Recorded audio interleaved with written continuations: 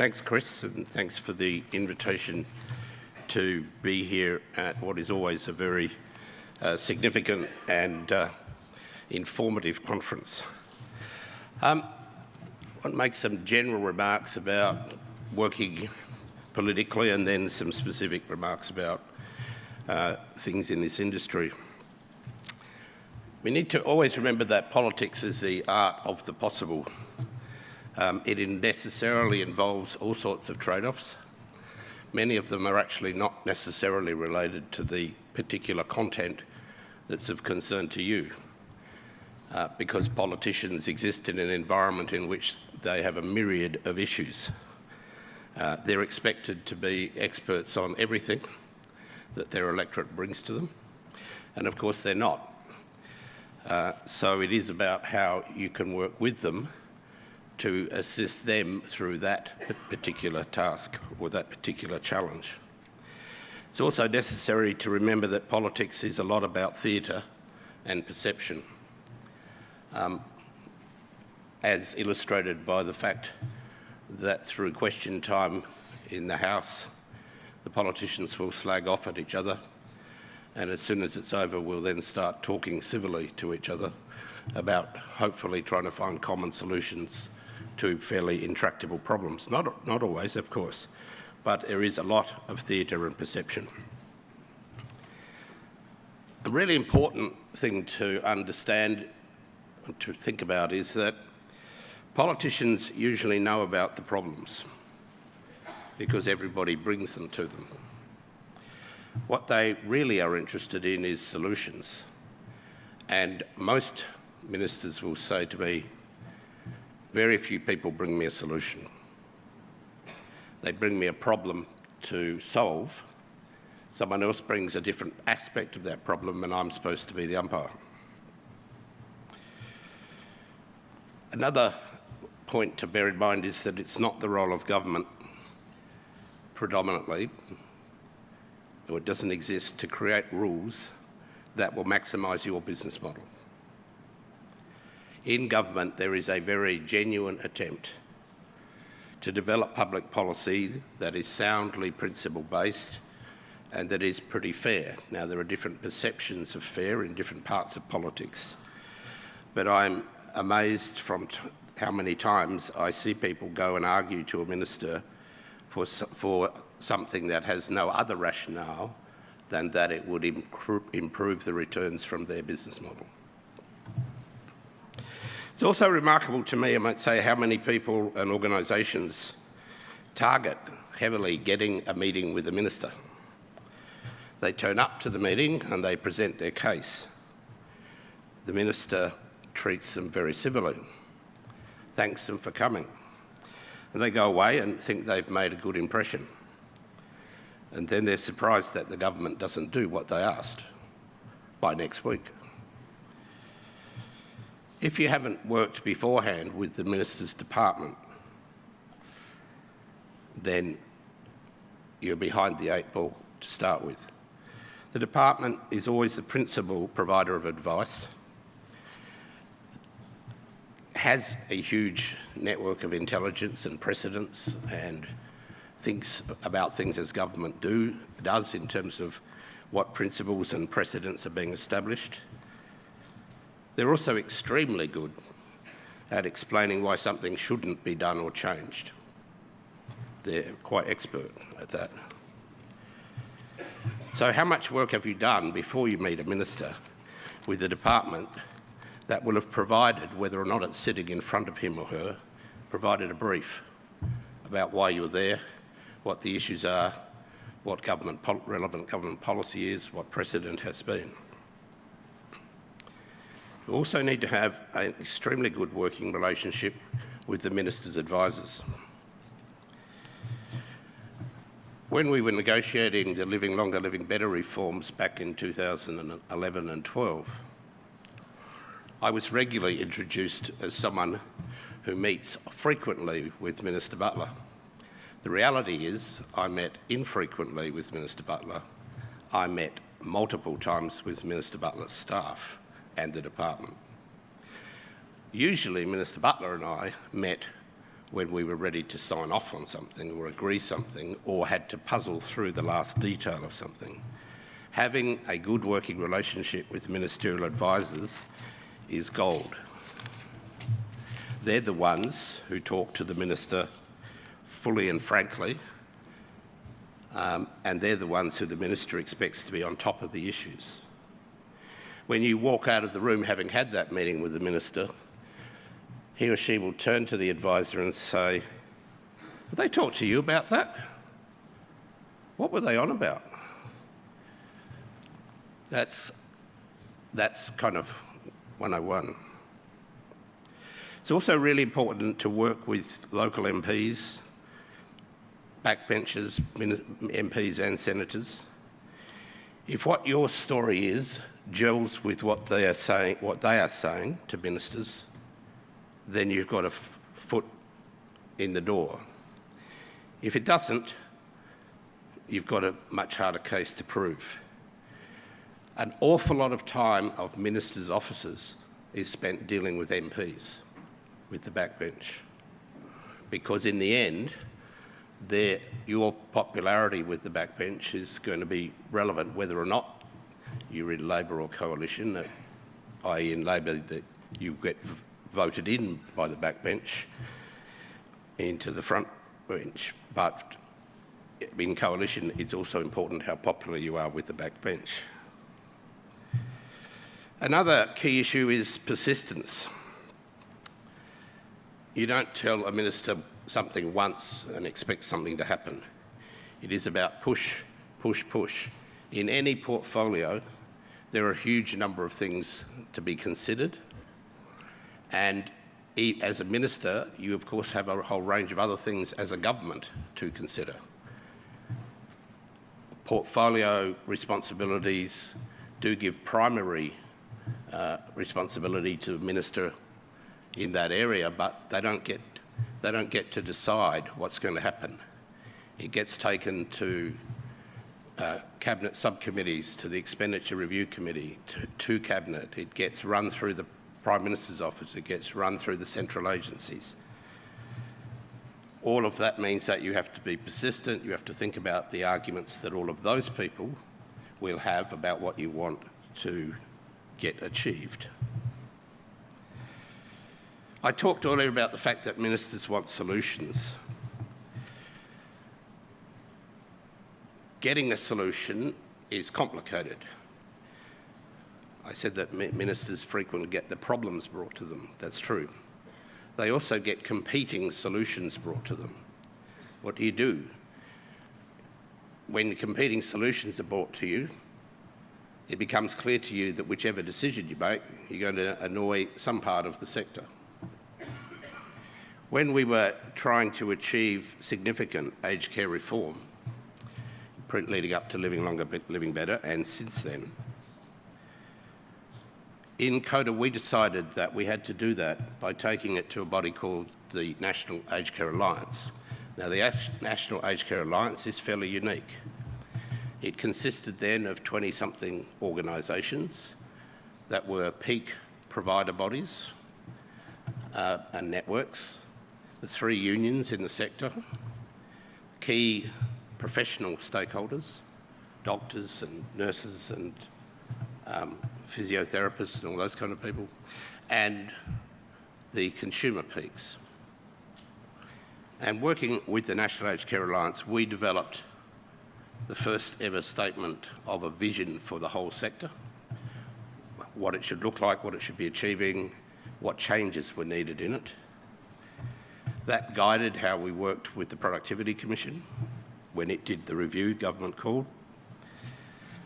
We then worked to develop the first of the NACA blueprints that said what out of the PC report we wanted adopted by government, and we worked really hard and took that around the backbench and the front bench. And I can tell you that we became adept. We had a four-page summary of that blueprint that very neatly summarised the key points. On the back page of that, we had the logos of the 23 or 4 organisations of the National Aged Care Alliance. I frequently would put the blueprint down in front of the politician we're in front of and say, this is the blueprint, read these 3 pages, it gives you a summary, there's a much bigger backup, and then flick it. Because when they saw those 20-something logos on the back page, they said, how did you do that? Do all these people support this?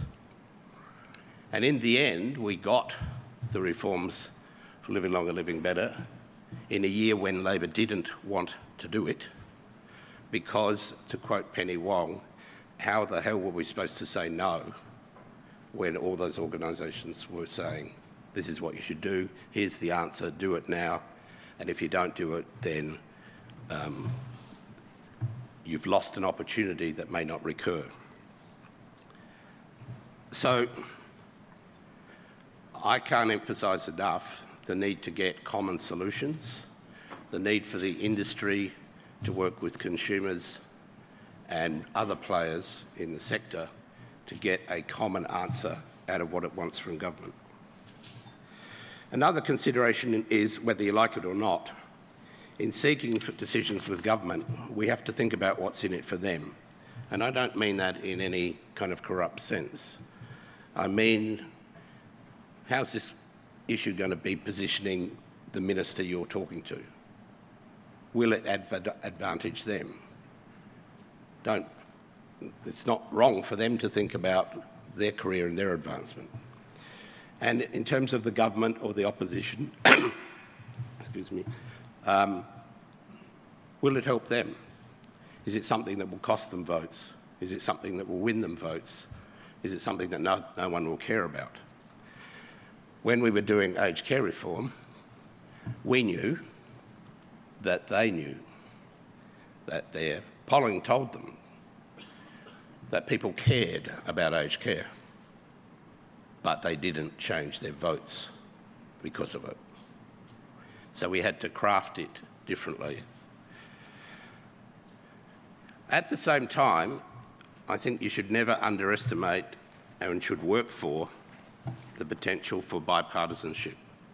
That's something we did in pursuing the Living Longer, Living Better reforms, and notwithstanding some of the fireworks generated by the then Shadow Minister, we had bipartisan support from the opposition of the day. So that's what I said earlier about politics is frequently about theatre. A lot of theatre went on in the Senate committee that reviewed the proposed reforms, but we knew that in the end, as it happened, that the opposition would pass them, having had a bit of a debate about 1 or 2 points. Bipartisanship often makes policy a lot easier to achieve. There is far more bipartisanship in policy and legislation than people realise, and certainly more than the media report, because there's not a lot of great headlines in government and opposition agree and have passed this bill. It's not quite selling the papers or the media stories in quite the way that a conflict does. So in this industry,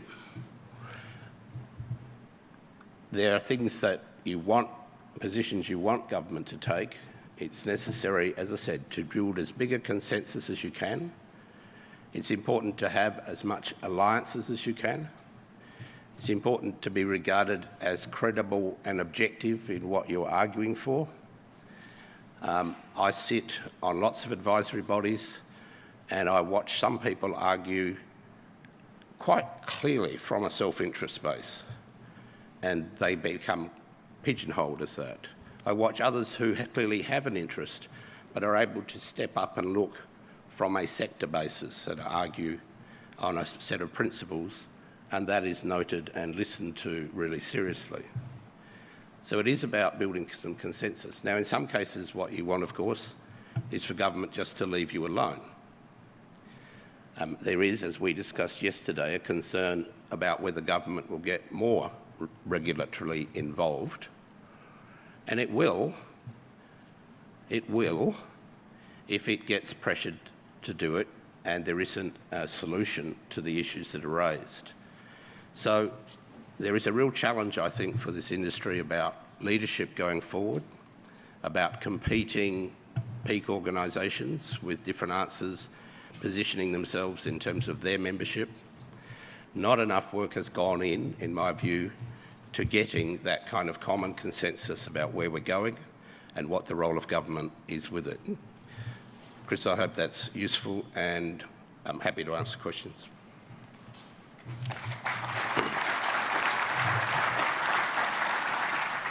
Actually, that was a fabulous summary of the landscape that we sit in today. Do we have any questions for Ian? We have Howard?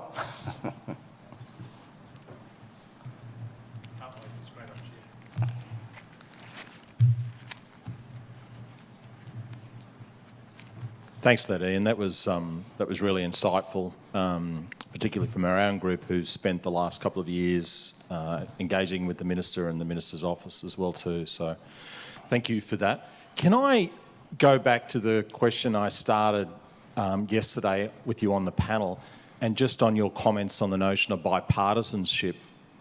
With the real prospect that we could have Bill Shorten sitting in the Lodge at Easter next year, what sort of engagement have you had with the opposition on this question of deregulation of residential aged care with funding following the consumer, and what sort of interest or response have you got from the Shadow Minister or from the Shadow Cabinet on that? Be welcome any insights you've got there.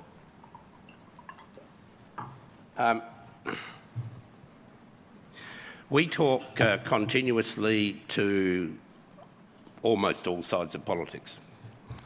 So principally, obviously, we talk with government and with the backbench of government, but also with the opposition. We talk to the shadow ministers, and we talk constantly to the Leader's office. And sometimes they do some things without talking back to us, but frequently they come back to us and test things out. I'm going to be a bit limited in what I say, because we are really in the nitty-gritty of that discussion at the moment. But there is a good hearing for it. It is obvious that that was a recommendation of the Productivity Commission that wasn't taken up by Labor. It's not that it wasn't accepted by some, but I have to tell you the bureaucracy argued quite forcefully against it for a range of reasons, some of which have to do with prudential risk. It was seen as too risky without enough gain. I think there is now a clearer appreciation of the gain that could be had, and the decisions around home care packages have probably helped that, although they were briefed, ministers forgot that when you put all of the hundreds of individual provider queues into one central queue, it will be very obvious how many people are waiting for packages. That's what scared them. But the rest of the system is actually working, and they're seeing to work how it should. So I think they now see the argument that quality will rise over time if good providers can expand and people have choice between good and poorer providers. So there is certainly an openness. There is not any kind of implacable resistance to that on the other side. There is probably still a greater propensity on the other side to quality regulation, although of course the government itself is moving more in that direction because of perceived media pressure. Probably equally importantly is a recognition on both sides that the fiscal pressures of the aged care budget over the next 2 decades are not sustainable if you don't get more consumer contributions into the sector. Both sides are hoping the other side will do it, sometimes quite explicitly. Both sides are scared to do it because we don't live in a risk-taking kind of political environment right now. So what we are doing is working with them on both sides about what is a package of measures that they would find acceptable in their policy framework and that they would be then prepared to say, effectively, whoever wins the next election will do this in the first budget and the other side will support it. Because there's always an unpopularity about increasing consumer contributions, but there is a quite deep recognition that the financial pressures are such that the only alternative will be increased government contribution, and for different reasons, they don't want to do that. Most of them think, why should we be spending taxpayers' money for people who can afford themselves to contribute when we need to spend it for other purposes? So that's working its way through, and I'm feeling positive. I don't use the word optimistic often, but I'm feeling positive about that. And for us, the reason I bring this in is because for us, this is a package. You don't increase the user contribution framework without freeing up residential care. You've got to introduce the choice aspect if you're going to free it up. So at the moment, I would say it's a fairly positive prospect, but it's got a lot of detail to go, and there's not a lot of argument about that's where you want to end up. The argument is about the pathway to getting there, and unfortunately, while the provider peaks through NACA, through the roadmap, through everything I signed up to it, they continue to defer in terms of a concrete pathway forward. And some of that has to do with the fact that they worry about their own membership competition, about the back half of their membership. The front half of the membership won't this change, it's the back half who will struggle. That's an unfortunate reality. Ian ML from Property Council and from Retirement Living Council. I'm curious about what your insights are on the speech that we just heard from the Honourable Matt Keane, in that we heard a lot of platitudes, and I just wondered how you interpret what's going to come out of the Greiner report, what they're going to take.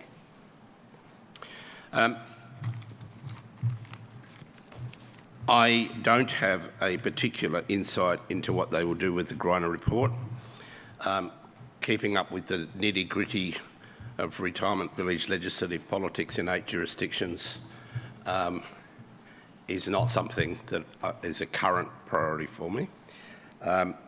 What I heard in the subtext of what the Minister was saying aligns with what I was saying to you, which is, to the degree that you can sort these things yourselves, we would kind of prefer that, but if you don't, we've got pressures and we need to be seen to be responding, and we will.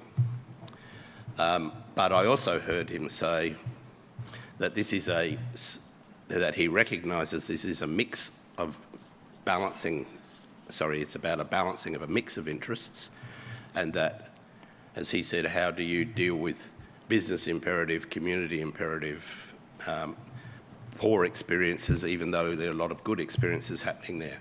So I think he is genuinely trying to find his way through that. But, this is a state, I would also say, that relies rather more heavily on a regulatory environment than some other states do.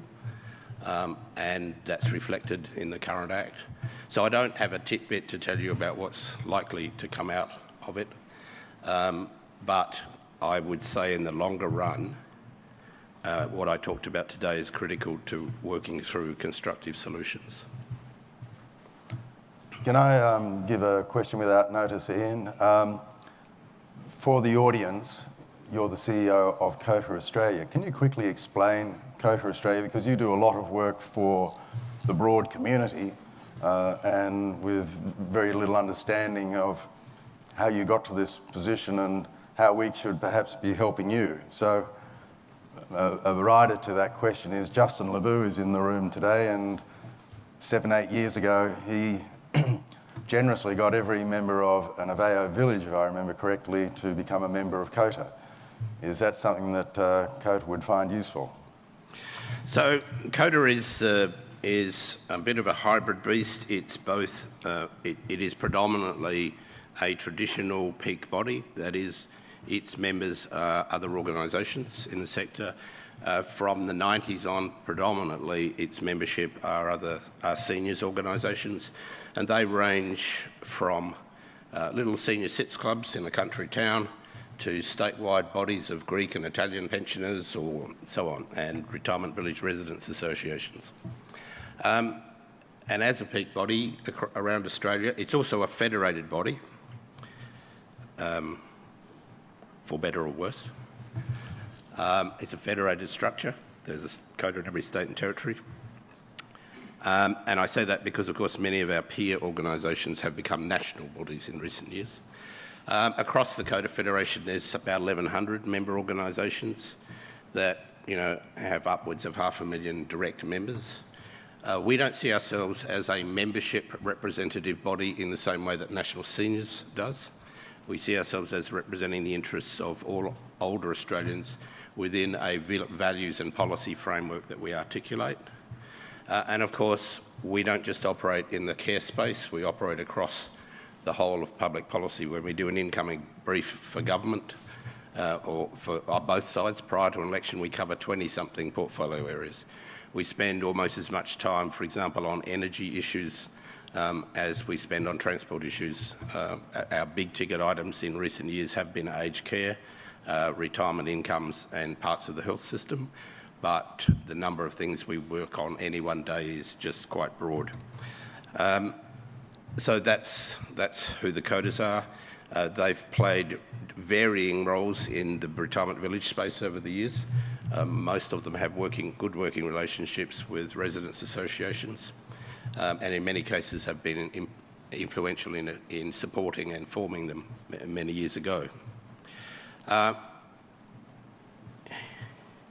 In my time, I have always sought to try and find a mutually useful answer between providers and other interests and consumers. Those interests are not the same. They do overlap, but they're not the same, and that's not a bad thing. It's just the reality of the world. But we always welcome sitting down and having a conversation. I understand that you can't have a retirement village industry that doesn't run profitably. You can't have an aged care industry that doesn't run profitably. We then have to work out how you do that and meet the interests of the consumer. So we are always willing to sit down, but unfortunately it doesn't always get reciprocated, and I would encourage people to involve us. In terms of that initiative with Aveo when Justin was running it, was a great initiative. The initiative was actually that Justin said Aveo will pay the membership fees of any resident who puts their hands up and says they want to be a member of CODA. I have to say in South Australia that was greeted with significant acclaim because there were a fair whack of them who already were, so they just got a benefit. And in fact, it went well there. It was an interesting exercise in doing it because we talked yesterday about village managers. When the head of our membership company and Justin went around the networks, sometimes they'd turn up and everybody knew why they were there and they'd talk about CODA and the deal. Other times, nobody knew anything, nothing had been arranged. It was successful. After the deal was stopped, or not continued, after Justin left, he was honoured, but it wasn't continued and extended. We retained quite a number of those members, and it's the kind of thing that I think is worth thinking about because it connects them to a bigger network, and we're an advocate. Should we show our appreciation for a fabulous review? Thank you.